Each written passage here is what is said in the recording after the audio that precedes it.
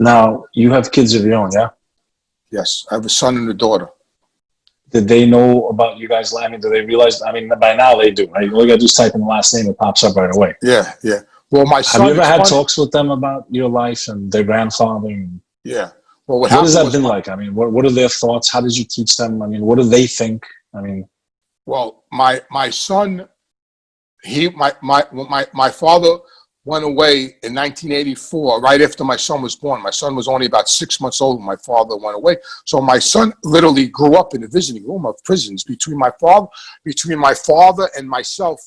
For my son's first 21 years of his life, one of us was always in prison, or both of us at the same time. At some points, we were both in prison at the same time. At other points, I was in or he was in. So my son's whole 21 years, he spent in visiting rooms.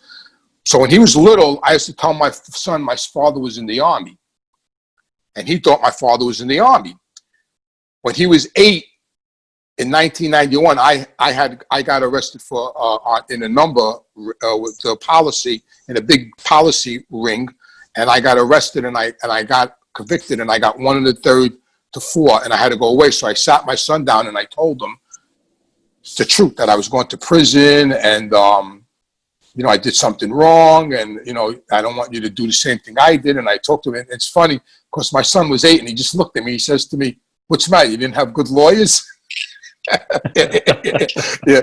So, you know, so he came to visit me, and he walks in, and he's 8 years old, and he walks in, he looks around, and and he tells me, "Well, I guess Grandpa really isn't in the Army, huh?"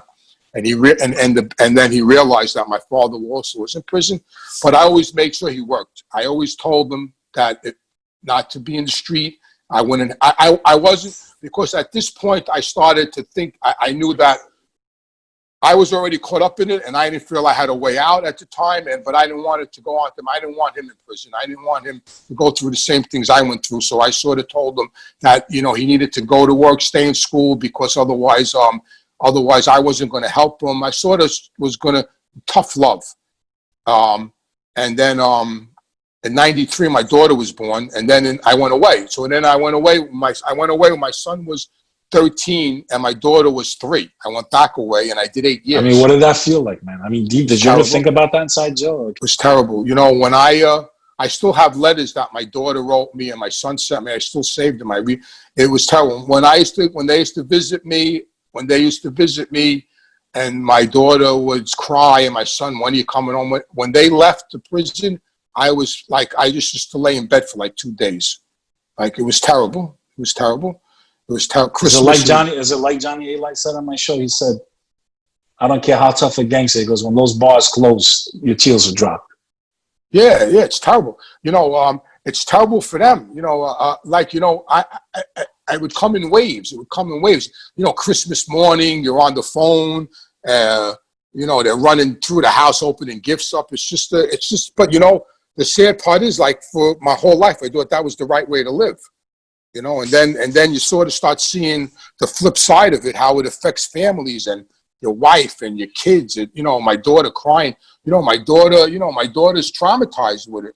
Now, my son handled it a lot better, because his mother was his mother comes from her grandfather was a wise guy.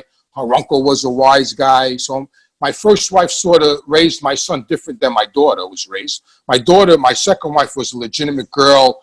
Her family were legitimate. They owned a wedding center. So my daughter was sort of raised out in Colmac. My son was raised in the neighborhood. So it's sort of different, you know, different things for them, different ways they deal with it. The environment plays a big impact. Right. And I sort of started getting turned off with it, like when 9/11 happened. You know, guys, well, I wish more cops would have ran. You know, why? I wish more cops would have ran inside the buildings. And I sort of started feeling like not good inside anymore. My father passed away. Tony passed away. John Gotti passed away. Everybody that I loved. So they actually said, "I wish more cops ran into the building." It was hard. I mean, I could get it. Listen, as a criminal, no, listen, it was as terrible. A criminal, I get it. Listen, I'm standing under the TV. I'm standing under the TV, and I'm looking, and I'm devastated. You know, I used to go in the buildings with my kids. You know, I was there that day, man. Yeah, my friend Joey Amatucci was died in the building. You know, one of my childhood friends was in there. You know, I knew he was dead. And I'm standing there under the TV and I'm looking at, you know, what's going on. Where were you? Where were you when it happened? I was in Schuylkill in the federal prison in Pennsylvania. And this wise guy from Jersey is looking at the TV and he says, I wish more cops would have ran in the building. And I looked at it and said, what's wrong with you? How the fuck, you know, what the fuck is wrong with you? I would have never thought of saying something like that. But I guess as a mobster, it makes sense, I guess. Yeah, I mean, as a mafia guy. Yeah, you know, they hate cops, they hate the government. You know, they don't like law enforcement. I mean, they're the ones that made that word pigs, no? Yeah, yeah. So, you know, that was it. You know, my father was I've had dead. family on both sides. I've had family, unfortunately, in organized crime, and I've had family that are police officers. Yeah. And I've seen two sides, you know. Yeah. But and even in the federal prison, all the while, you know, my father's rep was guys in there loved him. You know, they talked great about him. They all treated me good. You know, it was just, when he passed away, they were coming one at a time to see me and, you know, to give me their condolences. And, you know, he was just he was bigger than life. I mean, Jimmy Breslin used to write about him. You know, who was bigger than Jimmy Breslin? He wrote a big article about him after he died. He wrote a big article about him in the newspaper about that he died of loneliness, because when he came home, when he did 13 years, and when he was away, his partner Tony died, John Gotti died, a lot of people. No, John Gotti didn't die yet. He was still, I think, no, he did die because Pete was divorced. John died, Tony Lee died. So a lot of these people died. He came home, he had nobody. He came home, he had nobody. He had a list with 200 names on. He told me there was people on the list that were dead. He goes, in case I meet them in the afterlife, I can't talk to them. You know, there was people on his list that were dead.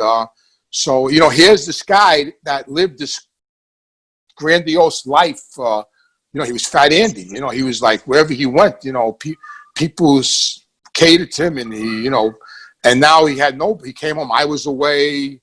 You know, it just was, he came home to a different world after 13 years. And he died 18 months later after he came home. He died.